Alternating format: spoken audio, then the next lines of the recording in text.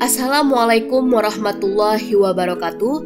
Perkenalkan, nama saya Siti Atikah Nabila dengan NIM 1901846 dari Prodi Sistem Informasi Universitas Malikul Saleh. Baik, di sini saya akan menjelaskan dan mempresentasikan materi pada mata kuliah saya, yaitu Media Sosial dan Pemasaran dengan judul Strategi Bisnis dalam Pemasaran Digital. Baik, langsung saja kita masuk ke pembahasannya. Let's go!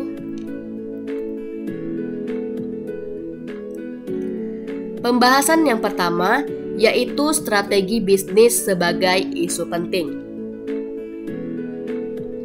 Nah, sebelum saya masuk ke pembahasan strategi bisnisnya, saya akan mengenalkan terlebih dahulu nih, apa sih digital marketing itu?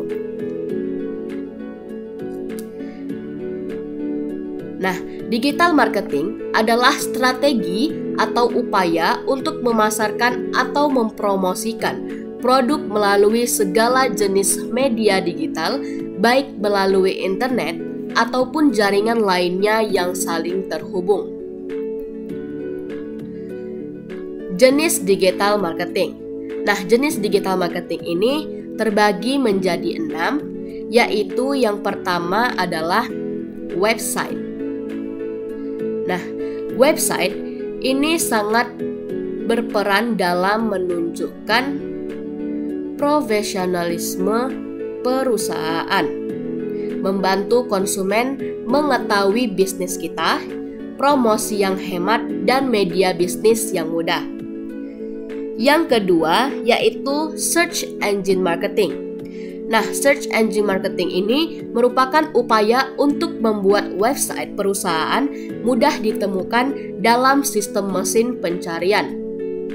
Search engine marketing ini terbagi atas dua, yaitu Search Engine Optimization atau SEO, dan yang terakhir itu adalah Search Engine Marketing atau SEM. SEO ini dilakukan sendiri dengan waktu yang lebih lama dan murah, sedangkan SEM ini dia berbayar tetapi dia lebih cepat. Yang ketiga yaitu Social Media Marketing. Sosial media marketing ini edarkan platform di media sosial seperti FB, Twitter, karena dapat dilakukan dengan biaya yang minim bahkan pun gratis. Nah, tentu saja sosial media marketing ini dapat meningkatkan brand perusahaan. Yang keempat ada online advertising. Nah, online advertising ini biasanya itu iklan. Nah, online advertising ini merupakan media promosi melalui internet dengan berbayar.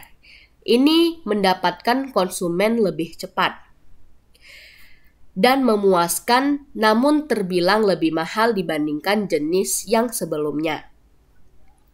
Yang kelima itu ada email marketing. Nah, email marketing ini kita dapat memberitahu informasi terbaru mengenai promosi yang sedang berlangsung maupun produk atau jasa terbaru.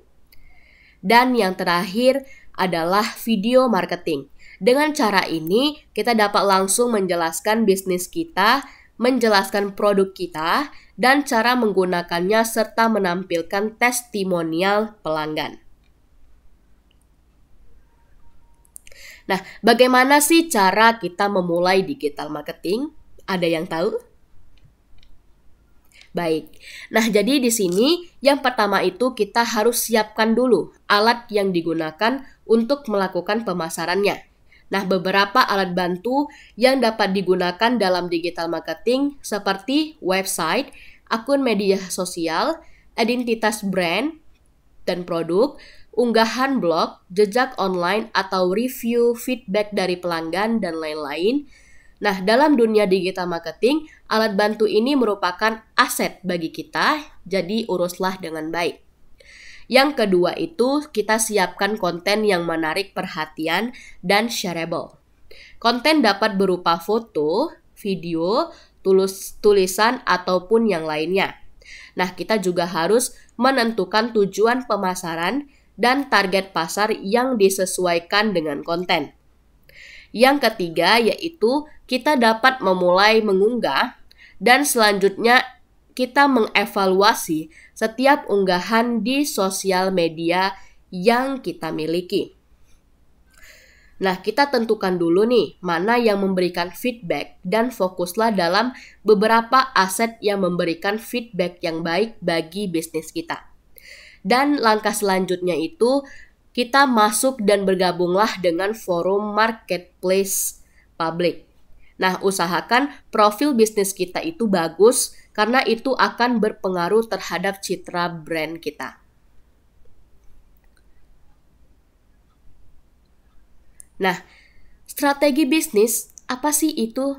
Strategi bisnis ini mengacu pada tindakan dan keputusan yang diambil perusahaan untuk mencapai tujuan bisnisnya dan menjadi kompetitif di industrinya. Nah, ini mendefinisikan apa yang perlu dilakukan oleh bisnis untuk mencapai tujuannya, yang dapat membantu memadu proses pengambilan keputusan untuk perekrutan dan alokasi sumber dayanya.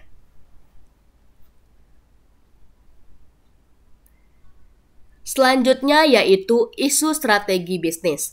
Nah, dalam dunia bisnis, isu strategi sangat penting digunakan. Dalam merumuskan strategi, 3 tingkatan strategi yaitu korporasi, bisnis, dan fungsional. Nah, perumusan isu-isu strategis pada sektor privat cenderung dilakukan dengan lebih hati-hati dan penuh perhitungan. Nah, hal ini dikarenakan dampak atau resiko dari kesalahan identifikasi isu strategi bukan hanya terhadap ketidakefektifan strategi saja, namun yang paling ditakutkan itu adalah bisa mengancam eksistensi perusahaan atau korporasi. Nah, tingkatan isu strategi berdasarkan kompleksitas. Ada 4 tingkatan isu strategi, yaitu yang pertama ada isu utama. Nah, isu utama ini berhubungan dengan pertanyaan mengenai misi lembaga dan secara komposisi terbesar, isu ini hanya ditemui di level pemerintahan tertinggi. Yang kedua, itu ada isu sekunder. Nah, isu sekunder ini dia berisi prioritas-prioritas program dan definisi kelompok-kelompok, sasaran dan penerimaan dampak. Isu ini terletak pada tingkat instansi pelaksanaan program pemerintahan pusat dan dalam porsi yang lebih besar. Yang ketiga itu ada isu fungsional. Nah, isu fungsional ini berisi masukan pertanyaan-pertanyaan seperti anggaran keuangan dan usaha untuk memperolehnya. Isu ini digunakan pada tingkatan program maupun proyek dengan komposisi yang sama antara kebijakan strategis dan kebijakan operasional. Dan yang terakhir itu ada isu minor. Nah, isu minor ini dia meliputi personal, staf, keuntungan bekerja, waktu liburan, jam kerja, dan petunjuk pelaksanaan serta peraturan. Isu minor ini digunakan untuk menjawab pertanyaan pada tingkatan proyek spesifik dengan komposisi dominasi kebijakan operasional. Baik, kita langsung saja masuk ke pembahasan yang kedua, yaitu perilaku konsumen dalam pasar digital.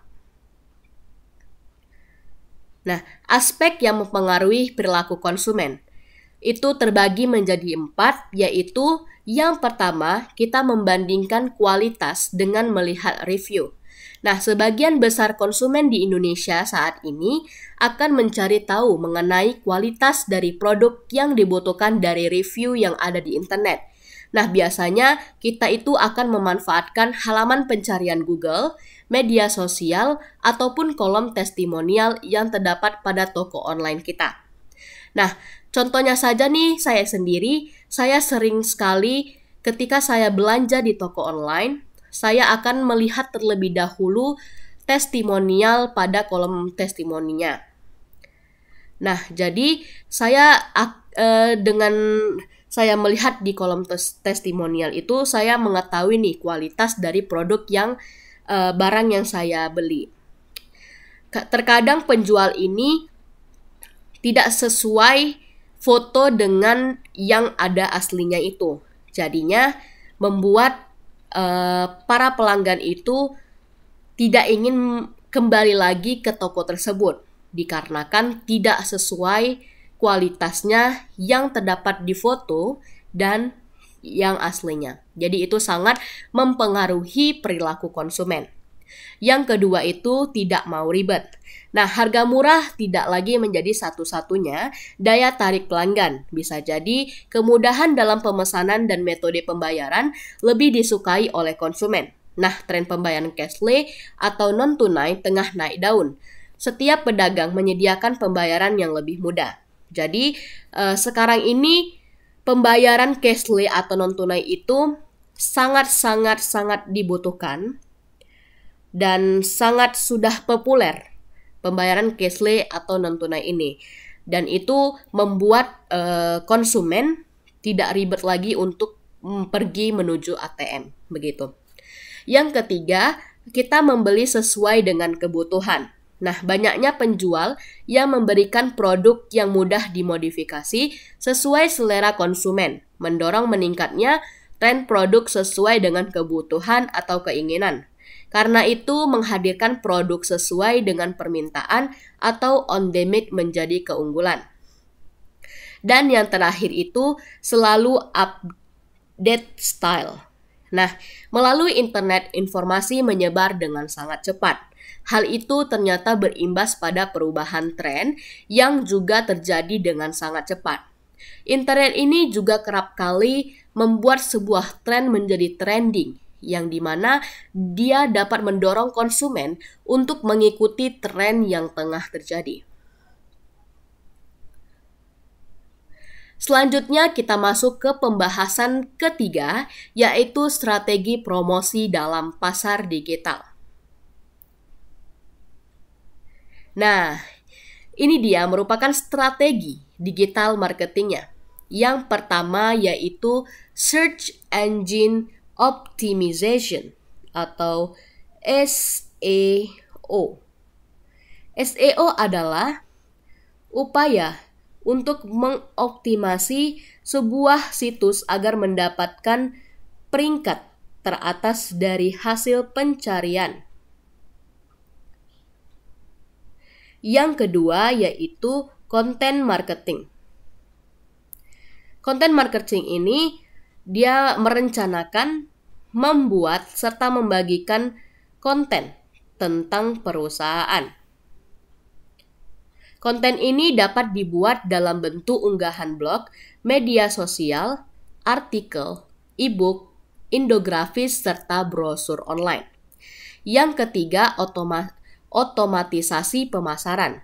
Otomatisasi pemasaran ini di mana itu teknik otomatisasi tugas secara berulang. Nah, tugas-tugas itu seperti alur pekerjaan, susunan unggahan konten, serta laporan kampanye. Otomatisasi ini dapat dilakukan di kanal digital seperti email dan media sosial. Yang keempat itu ada pay per click atau PPC. PPC ini adalah cara untuk mengarahkan traffic ke situs kita dengan bayaran setiap kliknya. Contohnya itu seperti Google AdWords, Anda bayar lalu mendapatkan slot teratas setiap pencarian di Google dan dikenakan biaya setiap kliknya.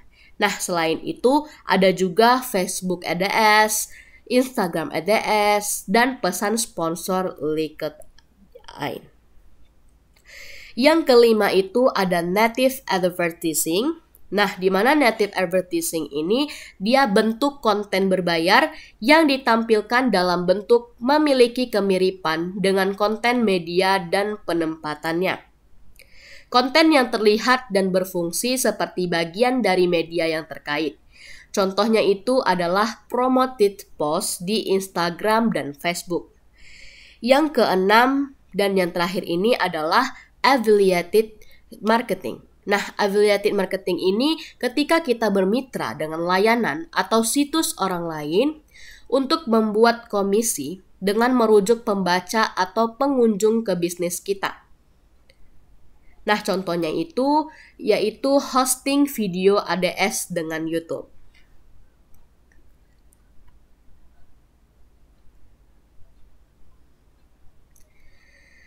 Baik, mungkin itu saja yang dapat saya sampaikan. Lebih dan kurang saya mohon maaf. Wabillahi taufiq wal hidayah. Assalamualaikum warahmatullahi wabarakatuh.